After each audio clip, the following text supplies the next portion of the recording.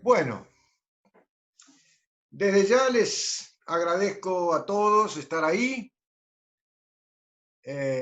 Buenas noches a todos, a todas. Y bueno, vamos a continuar entonces con estas charlas que venimos desarrollando, siempre dentro de esta temática que nos convoca, que es un poco la astrología kármica o astrología alquímica. La pueden llamar de las dos formas, que está bien. Pero es importante para poder comprender la astrología desde esa visión, hay que comprender un poco el karma en su esencia. Hay que comprender cómo funciona la vida explicada desde el karma.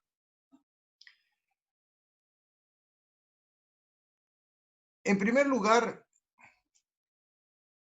cuando hablamos de la vida, estamos hablando de un fenómeno universal en el que todos estamos inmersos y con lo que todos fluimos. Pero hay que comprender un poco más profundamente lo que es la vida particular de cada uno. Ya hemos dicho en otras charlas anteriores que la mejor forma de definir la vida es definirla como un diálogo, ya que toda la creación es bipolar, hay dos polos en toda la creación, y entre esos dos polos, que son opuestos complementarios, existe un intercambio energético, un intercambio dialéctico, que sustenta un impulso, que es el impulso germinal, el impulso de crecimiento. O sea, todo lo que vive está germinando, todo está creciendo. Ahora, claro,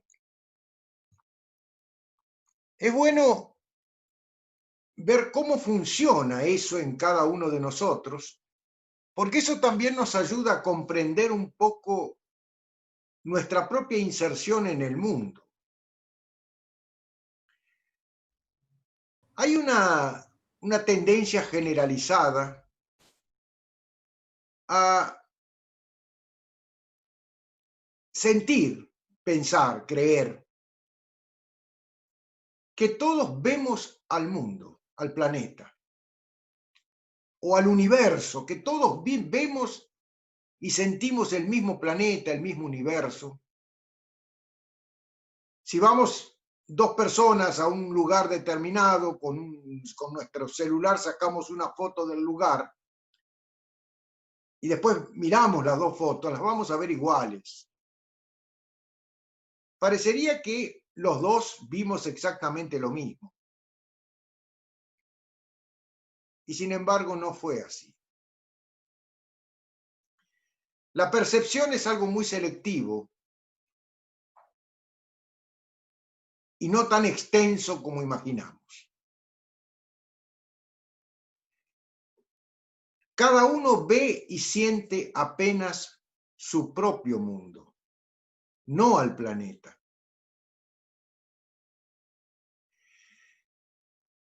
Vivimos una percepción que comenzó a gestarse, a generarse en esta propia vida, en esta existencia actual, desde el mismo momento en que empezamos a gatear. Ahí, claro, nosotros salíamos del útero materno, viviendo una experiencia de unidad paradisíaca, donde éramos todos nosotros, éramos todo uno, toda una unidad ahí dentro del vientre materno. No había externo, interno, todo éramos nosotros. Al entrar en el mundo tridimensional, a través del parto, de repente nos encontramos con que ya no estamos viviendo la misma experiencia, que hay en sí dos dimensiones absolutamente diferentes, separadas por una epidermis, un mundo que se da hacia adentro de la epidermis, perdón, y otro que se extiende más allá de la epidermis. Y lo primero que empezamos a sentir que lo que necesitamos para poder seguir subsistiendo como lo estábamos haciendo dentro del vientre materno, todo lo que precisamos para esa subsistencia está más allá de la epidermis, que ya no es parte de, digamos, de nuestra vivencia como unidad. Entonces ahí buscamos la teta materna y nos alimentamos, vital. Empezamos a descubrir que más allá de la epidermis hay otra realidad a la que tenemos que insertarnos para vivir, porque ahí tenemos que recoger los nutrientes. El aire que respiramos, los alimentos, los afectos, todo lo que es vital para la vida. Pero también, claro, hay un paisaje kármico que se nos abre a los 5 sentidos, que también debemos incorporarnos, nos debemos vincular a ese paisaje dialécticamente.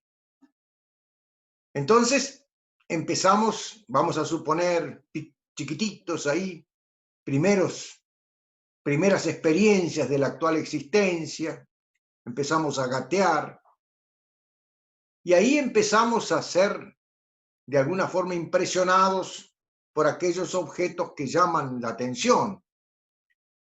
Ahí en un costado del cuarto vemos algo que brilla, entonces gateamos hasta ahí, lo agarramos, lo mordemos, lo tocamos, lo olemos.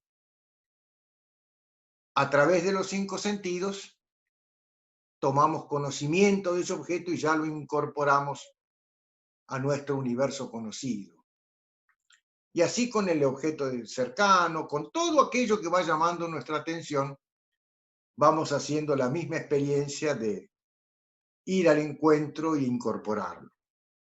Ida y vuelta.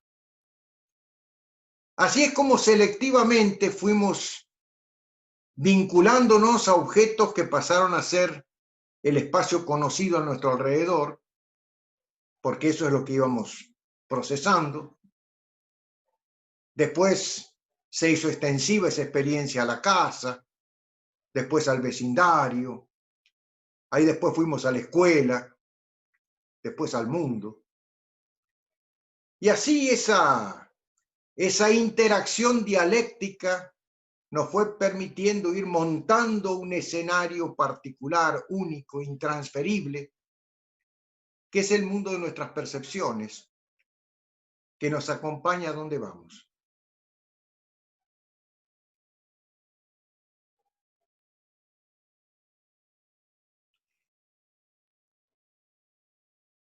Así es nuestra percepción, muy selectiva.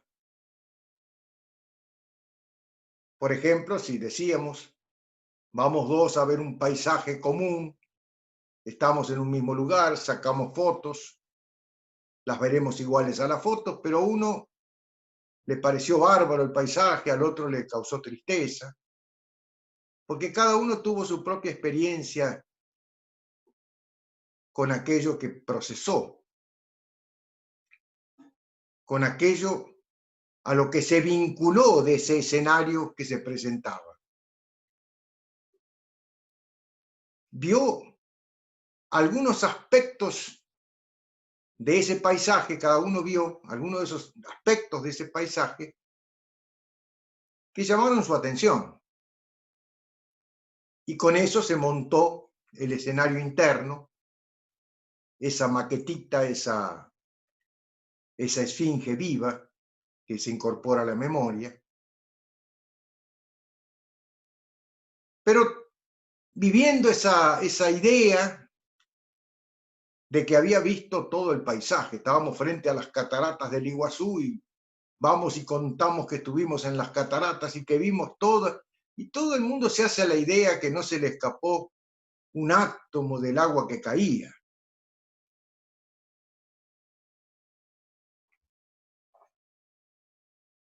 No es bien así.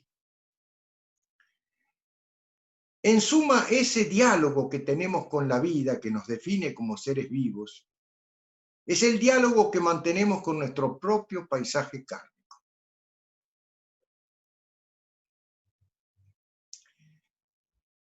Vivimos encerrados en una esferita chiquita, el mundo particular de cada uno, que no es necesariamente el planeta. Nadie ve al planeta, a no ser, bueno, que despierte totalmente su conciencia,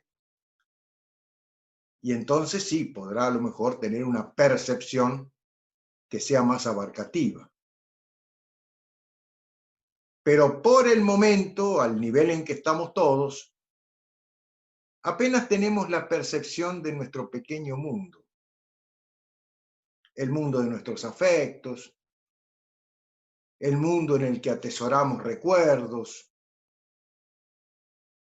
lugares que hemos estado, que hemos visitado, que visitamos, que anhelamos visitar.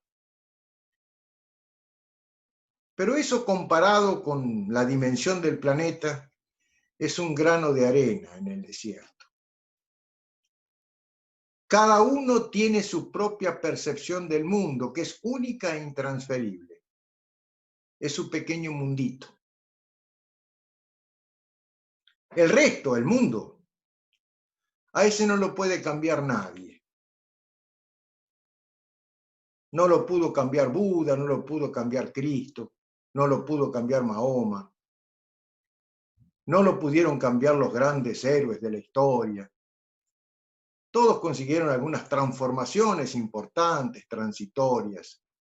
Consiguieron seguidores, personas que lo comprendieron, pero los 7.600 millones de habitantes de nuestro planeta siguen esa inercia que da la entropía, la fuerza de la pluralidad, que nadie puede controlar desde una posición individual. Imaginen la pérdida enorme de tiempo y de energía que vivimos queriendo cambiar un mundo que no se puede cambiar. Y pasan los siglos, y a pesar de que son evidencias lo que estoy diciendo, que nadie lo puede cambiar, porque seguimos teniendo las mismas guerras del hombre de las cavernas, con toda una tecnología, me dirán, sí, ha cambiado, tenemos computadoras. Yo no me refiero a ese cambio. Eso es suma. El cambio que yo me refiero es el cambio interior, el cambio de valores, el crecimiento interior, espiritual. Eso nadie lo cambió. Pero cada uno en particular tiene la oportunidad de hacerlo y el derecho también de hacerlo. Esta es la dimensión de la alquimia. Este es el escenario y la dimensión de lo posible. El mundo particular de cada uno. Eso sí se puede cambiar. El mundo de nuestros vínculos, el mundo de nuestros afectos. Eso nos hace cambiar como personas, para mejor o para peor. La alquimia obviamente propone la trascendencia, la posibilidad de ser mejor personas, trascendiendo dialécticamente los conflictos dialécticos que implica el diálogo que tenemos con la vida, con el escenario kármico que nos contiene. Todos y cada uno de nosotros tiene su propio escenario kármico. el útero mayor que lo contiene, como individualidad. Y es ese diálogo el que se nos ofrece como el camino posible para crecer como persona. Eso sí, ese escenario, ese mundo, esa esferita pequeña que cada uno es, eso sí se puede cambiar. Y eso es lo que proponemos a través de la alquimia. Comprender los misterios de la dialéctica, el diálogo que nos hace o nos transforma en seres vivos, y poder transitar ese diálogo a través de un lento despertar. El crecer es despertar.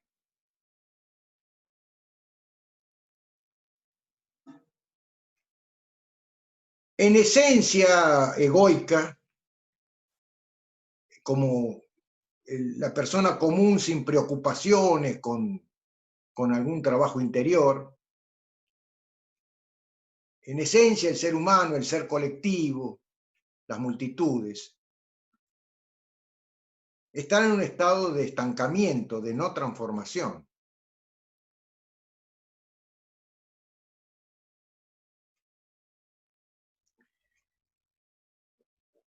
Es posible despertar a ese estado, darse cuenta de que estamos estancados en una permanente repetición de hechos, circunstancias y escenarios que seguirán repitiéndose hasta que un día de repente consigamos trascenderlos. Esa famosa expresión de que tropezamos 1000 veces con la misma piedra, no es por descuidados que tropezamos, tropezamos por olvidadizos, tropezamos porque no cambiamos el camino, seguimos siempre con la misma fórmula.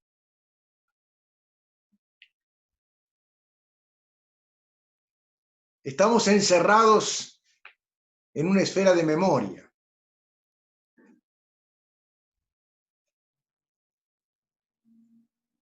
Y siempre tenemos las respuestas en la punta de la lengua.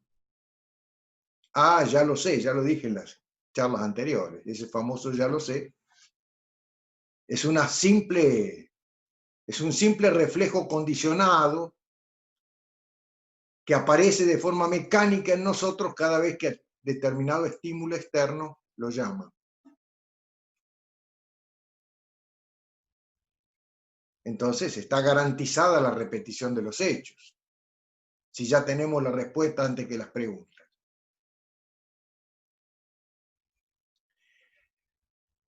Esto es fácil de comprobarlo si uno tiene la disposición de hacerlo.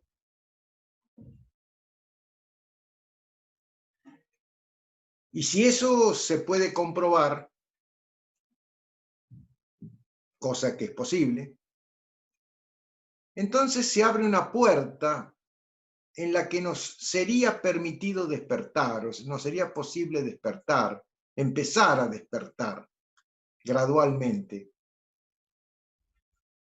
y darnos cuenta de esa dialéctica estancada que estamos teniendo con la vida. Eso es el karma.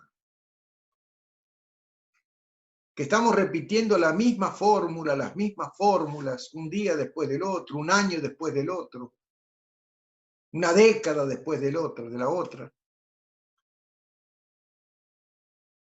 Porque no salimos de nuestra memoria.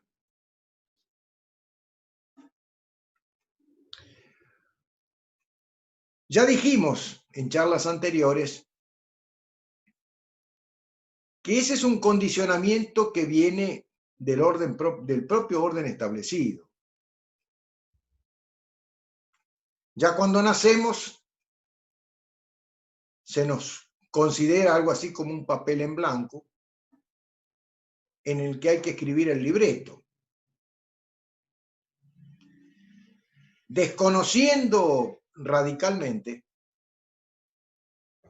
de que somos una promesa de ser, en la que ya está impresa en el alma de cada uno la arquitectura de su propio destino. Yo siempre comparo eso con el árbol dentro de la semilla. Así como en el árbol ya está como una promesa hasta el número de hojas que va a tener el árbol dentro de la semilla ya.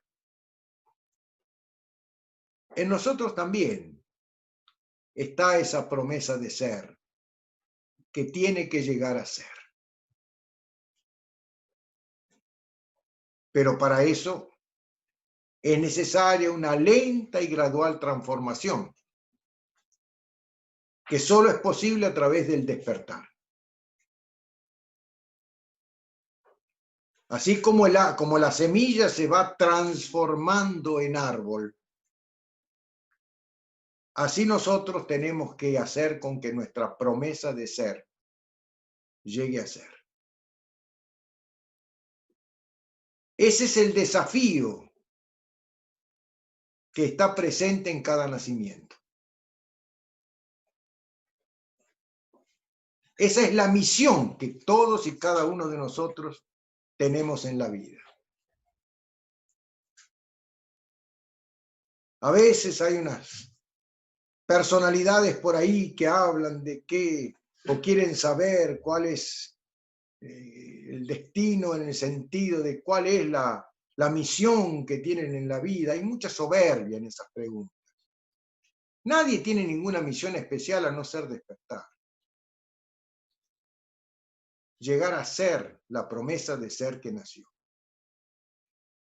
Que eso sí ya es trascendente. Es mucho más que llegar a ser presidente del mundo, no de un país.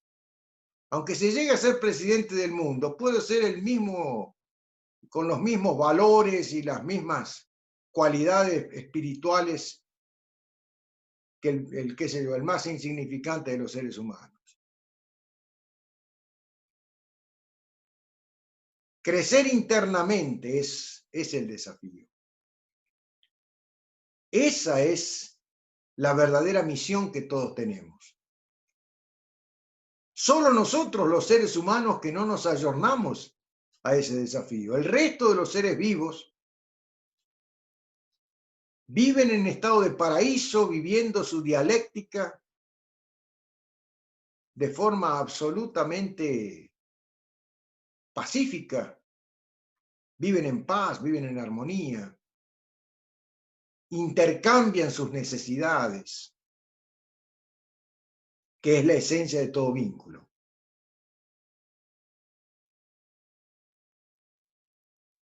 Nosotros nos vinculamos al mundo, a las personas, a las circunstancias, también por cuestiones de mutua necesidad, como son todos los vínculos del universo. La bipolaridad del universo se basa en eso.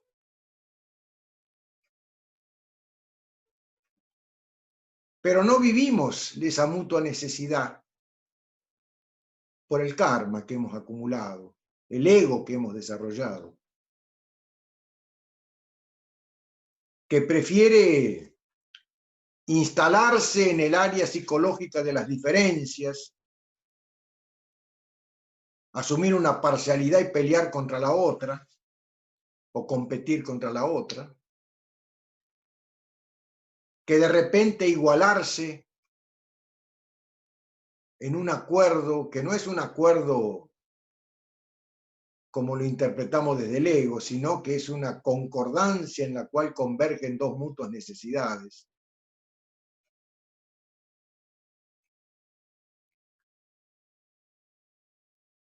Eso es lo que uno tiene que empezar a reflexionar.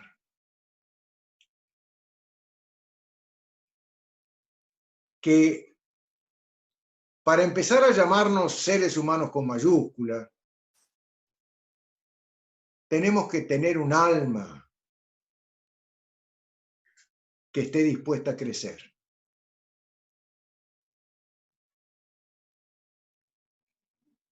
Tenemos que tener la firme convicción de llegar al final de esta vida siendo mejor de lo que nacimos. Pero no porque tenemos más plata en el banco, o porque no sé, o porque de repente acumulamos algunas cosas, sino porque nuestra escala de valores se desarrolló a partir de un crecimiento real.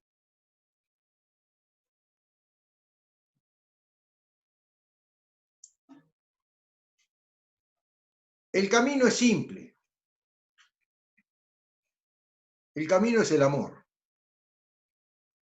Pero ustedes ya saben lo que yo pienso. Ya lo he definido en cada una de las charlas. De repente lo defino de vuelta. No me refiero a esa pelotudez poética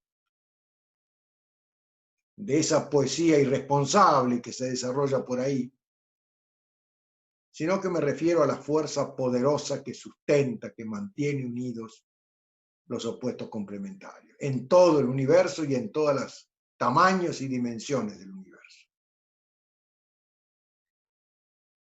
Esa fuerza es la que nos permite ser lo que somos.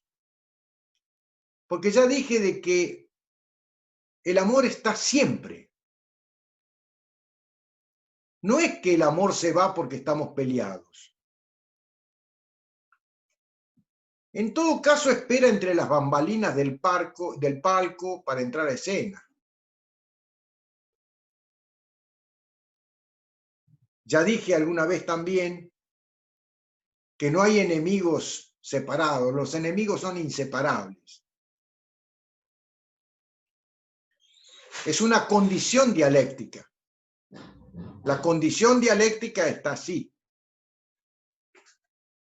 Pero siempre existe el camino de la redención, el camino de poder llegar a encontrar nuevamente la paz y salir de la guerra.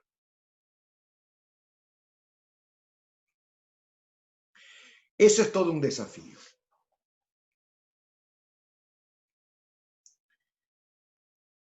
Y es un desafío que lo tenemos que... Uy, aquí ya me está pidiendo para... Casi, ¿eh?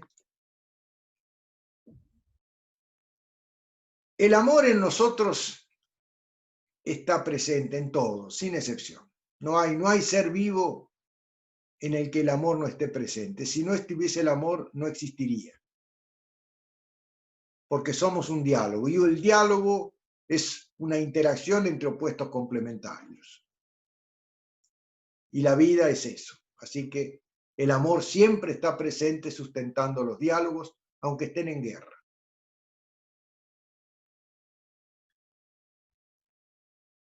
Ahora está en nosotros la posibilidad de cambiar esa condición. Eso es alquimia, transformar el plomo en oro. Es posible despertar a la mutua necesidad de cada diálogo. Es una forma de encarar la vida. Es una filosofía de vida la alquimia. Es comenzar a comprender la inutilidad de lo competitivo y empezar a comprender que es posible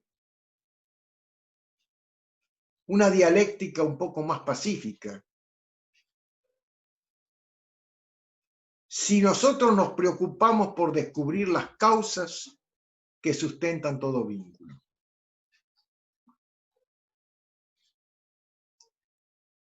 Y eso está presente en toda discusión, es lo que está escondido. Es la verdad que tendría que aflorar en la discusión. ¿Por qué estamos los dos discutiendo sobre esto o aquello? Hay una razón mucho más profunda que va más allá de la letra y del volumen y del tono. Hay una causa más profunda que es la mutua necesidad que hace con que esas dos personas estén intercambiando figuritas.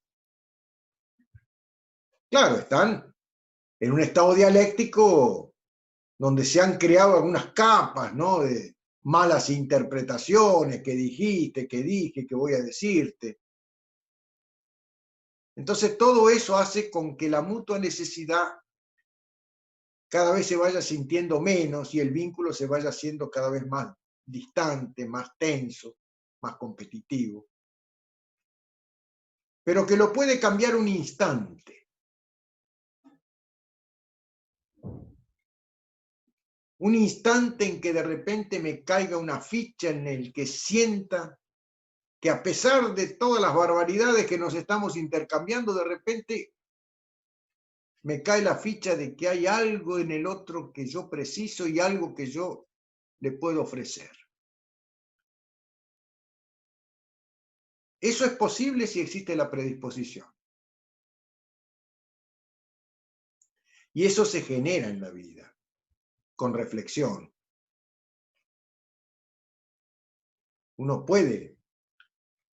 Por eso que se dice que la meditación es el pan de los sabios. Uno tiene que reflexionar todos los días un poco sobre estas cuestiones, meditar un poco, elegir un día de una hora del día y pensar un poco sobre cosas algo un poco más trascendentes, como estas. Entonces voy generando de repente, voy despertando a anhelos diferentes, de repente me surge algo que estaba adormecido, un anhelo nuevo, de repente, ¿por qué no? Me digo, tal o cual cosa, y ese tal o cual cosa significa reconocerle al otro que algo de lo que yo le estoy discutiendo me sirve. Y si yo consigo sentir eso, automáticamente cambia radicalmente el clima psicológico que nos vincula. Basta que uno se dé cuenta para que cambie radicalmente el clima compartido.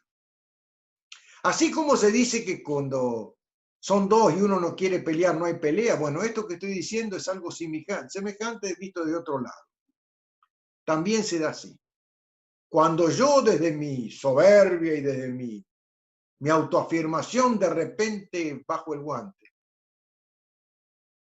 y de repente me doy cuenta de que estoy cerrando la puerta de cualquier ofrecimiento del otro, si me doy cuenta de eso, se da un cambio radical en lo que se está intercambiando. Hay un antes y un después en ese flujo dialéctico. Se da un estado de trascendencia. Y ahí tendremos un milagro del amor. Eso es lo que consigue la fuerza del amor cuando apenas consigue entrar un poquito, se mete al escenario, sale de las bambalinas y se mete al escenario un poquito, consigue esas transformaciones radicales.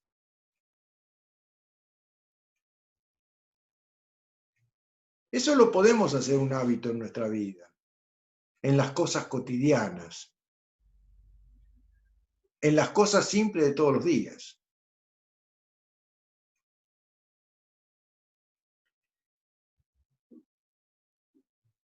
Ahí estaremos ejerciendo la alquimia, sin fórmulas raras, sin símbolos místicos incomprensibles. Lo trascendente se vive en el mundo de Doña Rosa.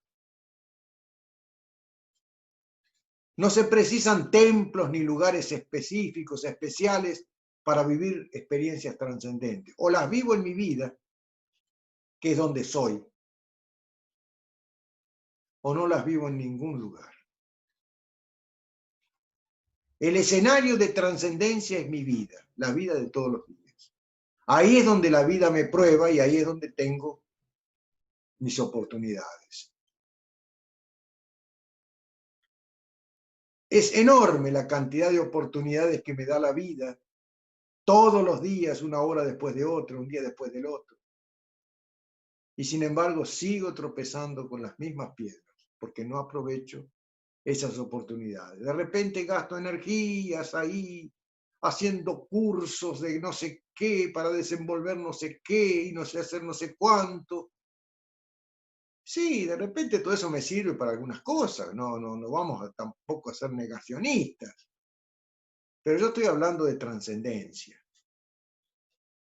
estoy hablando de crecer como persona. Se pueden desarrollar cosas, sí. Si yo voy a un gimnasio y hago las cosas derechito, mis músculos también los desarrollo, crecen. Pero en esto no se trata de sumar cosas nuevas, no, nada. Es despertar a lo mío. Es que mi promesa de ser empiece a ser. Ahí es que me vinculo con el maestro interno, con Dios.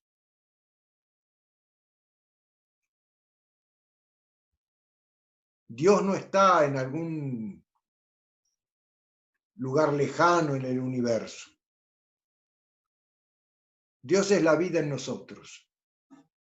Es el amor en nosotros, es esa unidad que nos mantiene vivos y nos puede permitir el crecer en la medida que ese Dios se va incorporando en la vida, pero no un viejo con barba blanca. Ese Dios omnipotente, omnipresente y omnisciente. Está en todos lados, claro. Allá donde voy, ahí está.